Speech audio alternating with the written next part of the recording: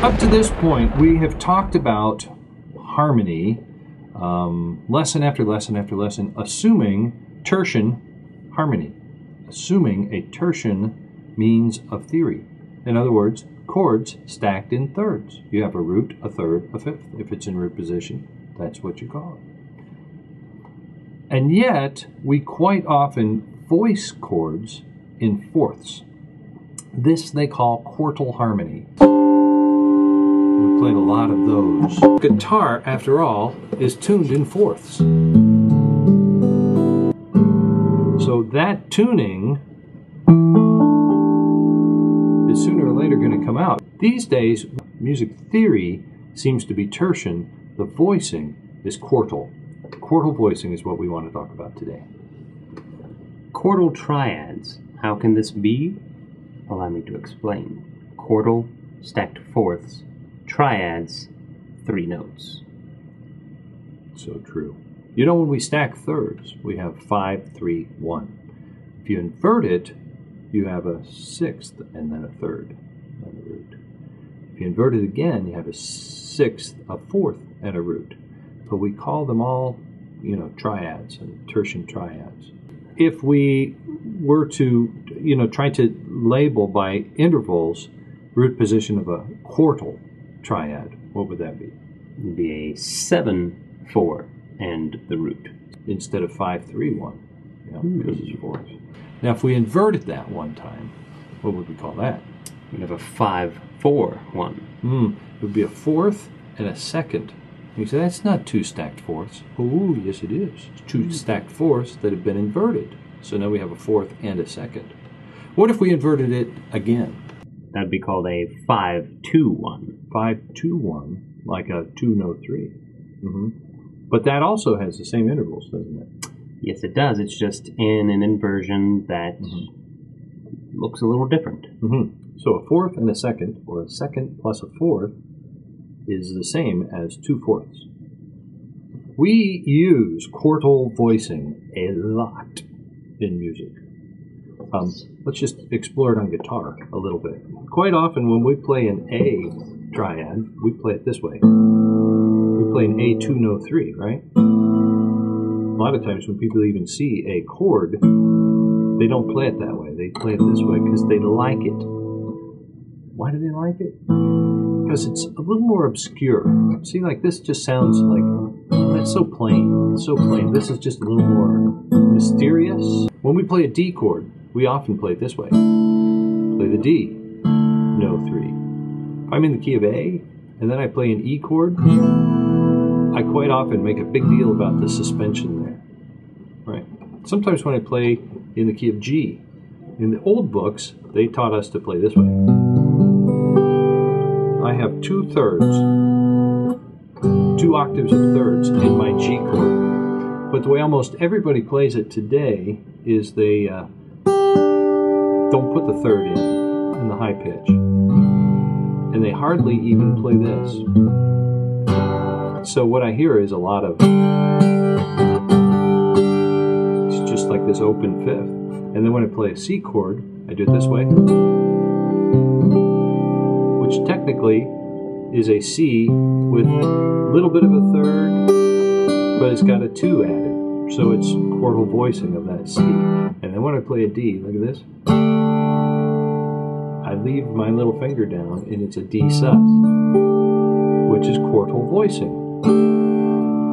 Maybe I resolve it a little bit, but anyway, in other words, whether I'm in G or in E, these are keys, or A, these are keys that often lend themselves to quartal voicing. After all, the easiest chord to play on guitar is an E minor 7 add 4. It goes a little something like this.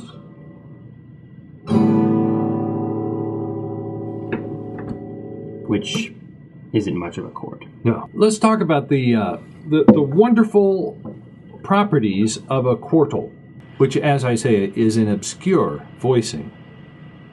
Not quite clear what that chord is. Daniel, let's try a random obscure voicing. C, D, G, coming right up. C, D, G. Now, is that a second inversion of a C chord? What's the root of that chord? Depends on how you want to analyze it. We could see it as something different. What if we put the G on the bottom? Same notes, same top three notes, we just have a G in the bass. Now what is that chord? Now it suddenly feels like a G sus. It does. Which, by the way, I think is God's favorite chord. G sus is probably his favorite. He loves Jesus, and Jesus loves you. Just remember that. What if we had, an F in the bass? What does that sound like? Then we have a sort of F9 add 6. No 3.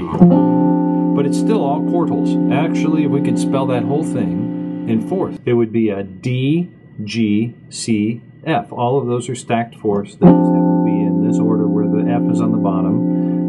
So we kind of hear it that way. Okay. Now, what if we put an A in the bass?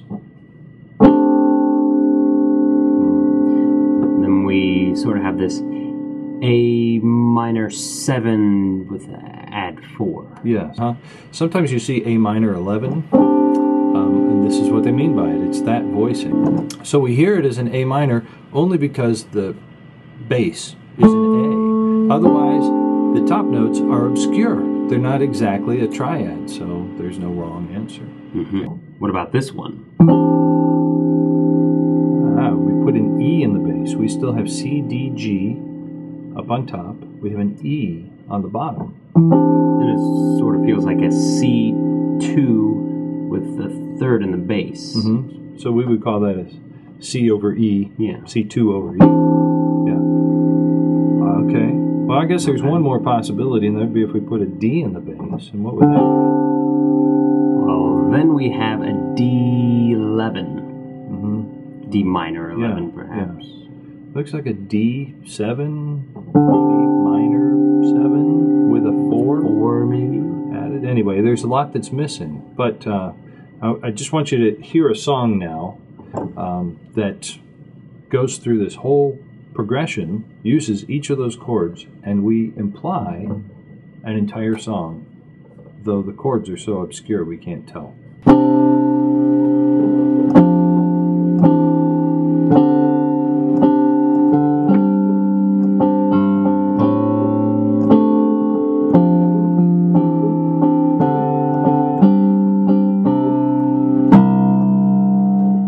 All right, my right hand never changed, it just played this, but because the bass note is changing, I hear it as if it's a chord progression. All right, we kind of do the same thing with guitar, really. Quite often when we're playing, we just have this open thing and the upper notes, and then we change the bass note.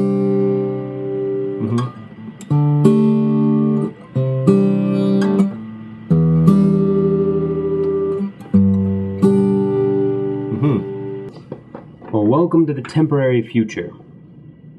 Voicings of quartals. No doubts, as music history progresses and worship music continues, we'll phase out of this quartal harmony voicing and go to something new, but perhaps we'll change our music theory in order to be able to explain these chords better, instead of trying to use tertian terminology and say, well, it's a chord without a third. Right?